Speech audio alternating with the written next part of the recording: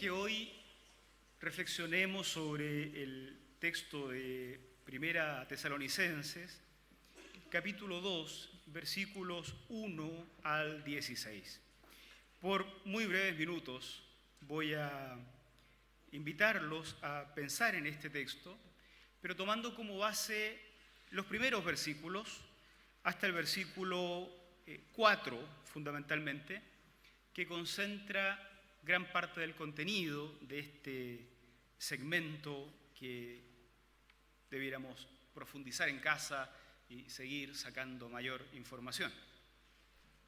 Primera Tesalonicenses, capítulo 2, versículo 1 en adelante entonces. Hermanos, bien saben que nuestra visita a ustedes no fue un fracaso.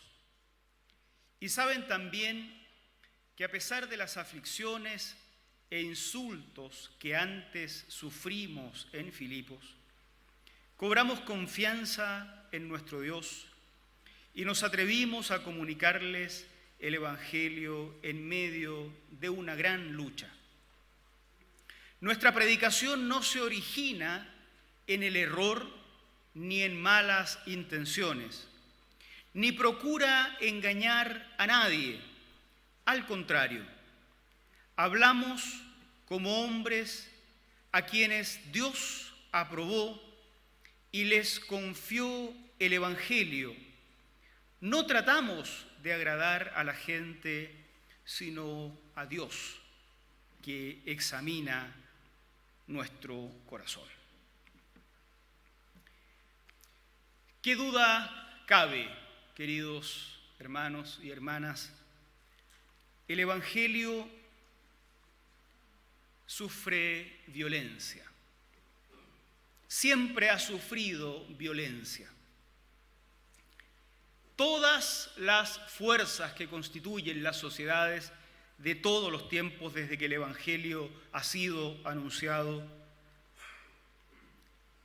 esas fuerzas que jalonan los desarrollos y los retrocesos sociales, se lo quieren apropiar.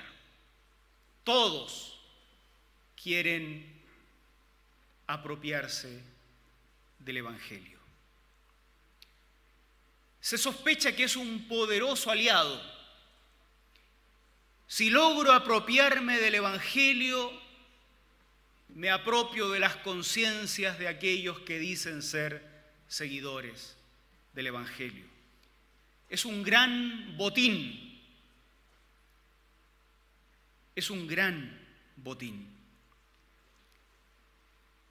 Pablo está escribiendo a una iglesia que no tuvo tiempo siquiera del más mínimo discipulado. No tuvieron a Lavero que le hacía el curso de bautismo, ni a Juan Javier que le hizo el curso de Conociendo la Iglesia Local, ni a Michelle que nos hace la Academia Bíblica. Tuvieron que arrancar después de un par de meses evangelizando. La gente en Tesalónica ni siquiera sabía qué iba a pasar con sus muertos. Les habían dicho que venía el Señor, pero se estaban muriendo y el Señor no venía. No sabían. Pablo tiene que escapar y luego les escribe esta carta, tratando de explicar qué fue lo que hicieron cuando estuvieron allá. Y al hacerlo, sin querer, tal vez, o queriéndolo, nosotros no tenemos acceso a esa información, Pablo termina hablando de aquello que legitima la predicación del Evangelio. Porque parece que la predicación del Evangelio no siempre es legítima.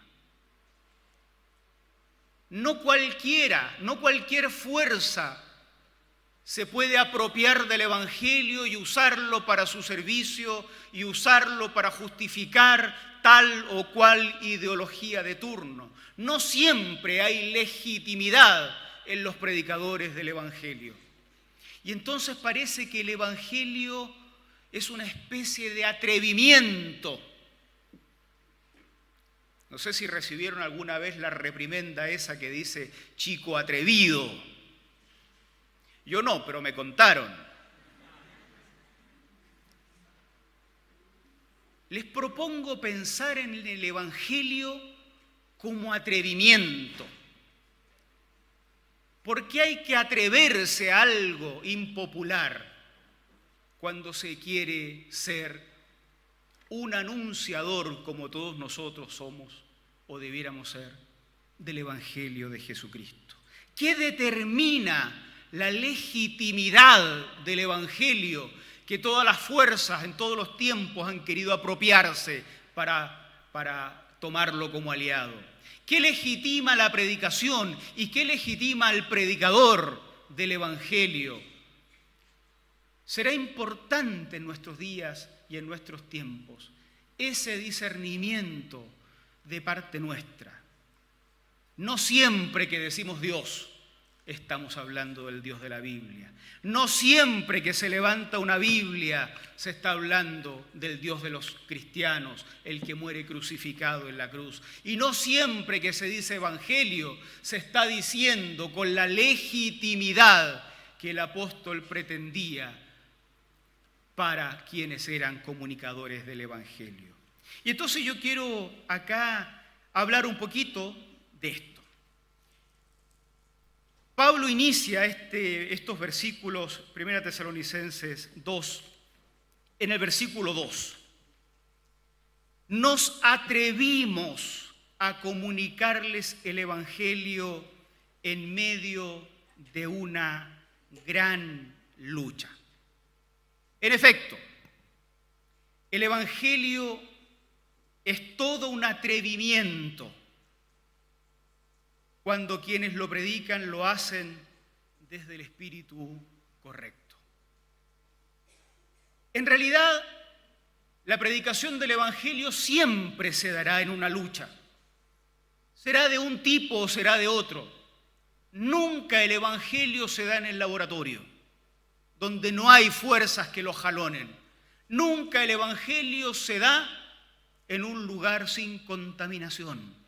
Siempre se da en medio de la lucha. Y por eso nosotros también seremos unos atrevidos cuando predicamos el Evangelio.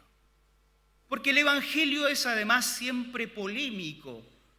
Y es siempre polémico frente a los discursos que tiran de un lado y de otro la vida de ese pobre ser humano que trata de vivir día a día y que todos se lo quieren apropiar para su bando. Ese anuncio del Evangelio, ese anuncio tan molesto que dice que hay un nuevo Señor que descendió a la historia y que reclama el sometimiento de todos los falsos señores, ese anuncio nos muestra también el resultado final de la historia. Y al hacerlo, el resultado final de la historia se convierte en una denuncia del presente. Porque nos muestra cómo será la voluntad de Dios allá al final. Y al hacer eso, nos dice que el presente no es la voluntad del Señor. Que no lo ha sido nunca y que no lo será nunca hasta cuando el fin y el reino se instalen en plenitud. Ese anuncio molesto integra en su promesa del fin, lo hemos estudiado aquí por semanas, integra en su promesa del fin, como si fuera lo más normal del mundo, en una misma frase, expresiones como justicia y paz. Con eso establece un horizonte, no un ideal político, o por lo menos no uno político partidista, un horizonte, el horizonte donde la justicia y la paz se besen, pero que estará siempre como horizonte, nunca como presente, nunca hasta cuando estemos en el reino del Señor. Por eso es una ingenuidad tremenda imaginar que el Evangelio se encarna en proyectos políticos partidistas. Es una ingenuidad enorme imaginar que podemos identificar al Mesías con un caudillo político, o al reino con un proyecto político partidista, o el milenio, lo que ustedes quieran, con un momento específico de las historias de nuestros países. El futuro, el horizonte hacia donde caminamos, es uno en el cual la justicia y la paz aparecen juntas. Y yo creo que rompí esto. Ah, no, ahí está. Alcancé a leer varias intervenciones de personeros religiosos antes de empezar a desconectarme de Facebook, porque ya es saturador. Me di cuenta que cuesta mucho decir justicia y paz en la misma oración. Es impresionante. El que quiere hablar de paz siente que lo van a apedrear porque está tratando de tapar la revuelta social con pasto y quiere acallar, y dice paz y quiere ocultar el descontento social. Entonces, mejor no dice paz en su discurso. Elimina la palabra paz. Y el que iba a decir justicia, dice mejor no digo nada, porque otro sector va a decir, claro, tú eres de lo que quiere apagar el fuego con combustible y vas a decir justicia. Y entonces los líderes religiosos se han replegado, se han silenciado y han tergiversado un poquito el mensaje del Evangelio que sí prometía en el futuro, como denuncia del presente, la justicia y la paz. Para Pablo, la legitimidad del mensaje del Evangelio no está solo en ese contenido, pero también lo está ahí. Sin embargo, destaco 3 elementos para cerrar una reflexión final, o con una reflexión final después.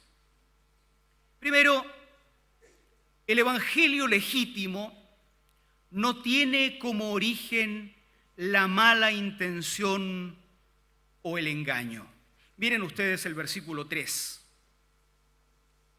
Nuestra predicación no se origina en el error ni en las malas intenciones y no procura engañar a nadie. Pablo debe haber sido acusado, porque es una forma típica de ensuciar el discurso de otro, acusarlo de estar al servicio de alguna ideología de la época. No, dice Pablo, nuestro mensaje no se debe a intenciones escondidas, no es un mensaje que se origine en la mala intención. No hay una premeditación que acomode el mensaje del Evangelio para servir a propósitos temporales. No surge de mala intención, ni surge tampoco del engaño. No es del error de donde surge el mensaje del Evangelio. En segundo lugar, no tiene como meta el beneplácito de los interlocutores. Miren el verso 4. Hablamos como hombres a quienes Dios aprobó y les confió el Evangelio. No tratamos de agradar a la gente, sino a Dios. El mensaje del Evangelio no puede tener como meta el aplauso de los interlocutores. El mensaje del Evangelio no puede comunicarse ni siquiera esperando una piocha que diga ciudadano ilustre, evangélico de verdad, estrellita o carita feliz, lo que sea. No puede. Y eso lo dice Pablo. Pasaron tan poco tiempo en la iglesia en Tesalónica, alguno habrá pensado que estos vendedores de humo querían agradar a la gente y sacar aplausos. Y Pablo dice, bueno, si queda alguna duda, ténganlo claro. no buscamos agradar, ustedes ni yo tampoco, agradar a otras personas en la predicación del Evangelio. Por eso es absolutamente absurdo eliminar la justicia del mensaje del Evangelio para que los promotores de la paz solamente crean que somos sus amigos. Y eliminar la palabra paz del Evangelio para que los promotores de la justicia crean que somos sus amigos es otro error. El Evangelio de Jesucristo no puede tener como meta que nuestros amigos, nuestros colegas, los personajes importantes del medio nos aplaudan. En tercer lugar, el Evangelio legítimo tiene como entorno el temor de Dios. Sigo en el verso 4. Decíamos, no tratamos de agradar a la gente, sino a Dios que examina nuestro corazón. Si hay algo a lo que hay que temerle, es a que cuando Dios examine nuestro corazón, encuentre que nuestro mensaje procede del error, procede del engaño o intenta agradar a otros. A eso sí hay que tenerle miedo. No hay que tenerle miedo a que no nos aplaudan. No hay que tenerle miedo a que nos critiquen o nos denosten. Pero sí hay que tener temor de ser hallados en falta cuando Dios, que examina no nuestros discursos solamente, sino nuestro corazón, cuando al hacer eso, o si es que al hacer eso, encuentra en nosotros ilegitimidad en el anuncio del Evangelio. El Evangelio de la justicia y la paz, que es el gran horizonte en toda la Biblia, no invento nada con esto. Ustedes leen el Apocalipsis, que acá lo predicamos como por un año, se dan cuenta que la gran esperanza futura es un reino de justicia y de paz. Cuando leen a los profetas, que acá los predicamos por meses, se dan cuenta que la gran promesa futura, cuando venga el tiempo final, es que habrá justicia y paz. ¿Se acuerdan al profeta diciendo, plantaré una viña y beberé de ella, construiré una casa y viviré en ella? ¿Se acuerdan? Justicia y paz. El gran sueño de los seguidores de Dios en el Antiguo y en el Nuevo Testamento era la justicia y la paz. El Evangelio de justicia y paz es un atrevimiento. Nos atrevimos a predicar el Evangelio, dice Pablo. Nosotros lo acomodamos. Más paz cuando conviene, más justicia cuando conviene. Depende de quién aplauda más. Depende de los tiempos que corran. Depende de que la lucha no me llegue, que ojalá yo no sea el damnificado con esto. El Evangelio, que en una misma frase integra la justicia y la paz, es un atrevimiento, jalonado por los contextos, por las esperanzas, por las ideologías y por las modas. Todos quieren apropiarse del Evangelio que, nadie lo recuerda, parece, no nos pertenecía. No lo habíamos inventado nosotros, no lo votamos en una asamblea, se nos impuso como carga, como mandato del Señor. Bueno, nosotros vamos a ser unos atrevidos. Miren cómo se dan vuelta las cosas. Estaba prohibido ser atrevido antes. Respecto del Evangelio, nosotros vamos a ser, debemos ser, Iglesia de Providencia, unos atrevidos. Nosotros debemos anunciar el Evangelio completo, el que dice justicia y dice paz en la misma frase. Cuando nos aplaudan, nos guardaremos la soberbia en el bolsillo. Cuando nos critiquen, nos guardaremos la tristeza en el otro bolsillo. Y esperaremos que Dios, que mira nuestros corazones, un día, no acá, sino cuando venga el reino pleno de justicia y paz, decida quién hizo lo correcto y quién está en el error. Por ahora, como Pablo, atrevámonos a predicar el evangelio de la justicia y la paz. Miren, para terminar, cómo el salmista poéticamente avisora el fin de los tiempos. El Salmo número 85 y el versículo 10 es muy, muy decidor. El amor y la verdad se encontrarán, se besarán, la paz y la justicia. No es el amor sin verdad. No es el amor que dice, ok, tapemos esto, mintamos.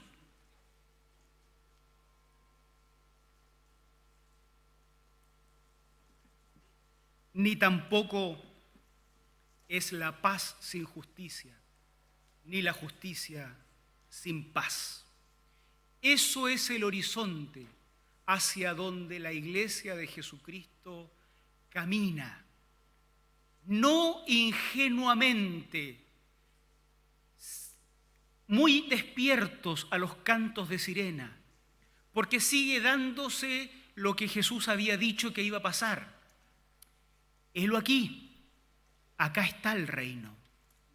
Helo acá, acá está el reino. No está. No está en esos cantos de sirena. Está en el horizonte de la promesa que el Señor nos había hecho. Allá en el futuro, como horizonte para que caminemos, para que hagamos vida, para que hagamos ciudadanía, para que hagamos sociedad, cuando nos toque ser de los que marchan o tocan cacerolas, cuando nos toque ser de los que son carabineros, cuando nos toque ser de los que son parlamentarios, cuando nos toque ser de los que están en los partidos, promoviendo justicia y paz, haciendo evangelio en las federaciones de estudiantes, en el mundo universitario, en las secundarias, en la sociedad civil y en las iglesias. Por cierto, no oímos los cantos de sirena. Helo aquí en este partido, falso. Helo acá el reino en el otro partido, falso. Ya lo había dicho Jesús. Pero está allá en el horizonte y hacia allá caminamos, haciendo con responsabilidad y con compromiso profundo la crítica del presente que significa o que está implícito en este conocimiento que tenemos de cómo será el fin. Si el fin es ese, ya sabemos que el presente no es la voluntad de Dios. Queridos, vivamos una semana de atrevimiento en este sentido, ¿no? Si no nos pasemos tampoco. De atrevimiento en la predicación del Evangelio de Jesucristo. Que nuestras ciudades, nuestros países siguen necesitando predicadores del Evangelio que sepan hacia dónde caminan. Mientras tanto, hacen su vida, hacen sociedad, hacen ciudadanía, pero saben que caminan hacia algo mucho más perfecto. Que el Señor nos bendiga. Amén. Oramos a Dios. Pónganse ustedes de pie. Oramos al Señor y terminamos. ¿Terminamos cantando? ¿Sí? Bien. Señor, agradecemos la oportunidad que nos das de invertir este tiempo en esta reflexión de tu palabra e invertir este tiempo en la adoración. Señor, nosotros queremos, como Pablo, también atrevernos en medio de las luchas a seguir anunciando tu evangelio. Un evangelio no desencarnado, sino este que vemos en la Biblia, de la justicia y la paz. Aquel que anuncia tu señorío en la historia y que compara la vida presente con lo que es el futuro revelado. Ciertamente, el presente, Señor, es injusticia comparado con tu justicia. Es guerra comparado con tu paz. Y entonces ayúdanos a marchar hacia ese horizonte en la búsqueda de tu justicia y de tu paz, y practicando nosotros acá tu justicia y tu paz. Bendice nuestro país, bendice nuestros países acá representados, bendice nuestros hogares, bendícenos también a nosotros, para darnos también con tu Espíritu a la tarea de anunciar con atrevimiento este mensaje que tanto se necesita en nuestros días. Oramos a ti en el nombre de Cristo Jesús. Amén.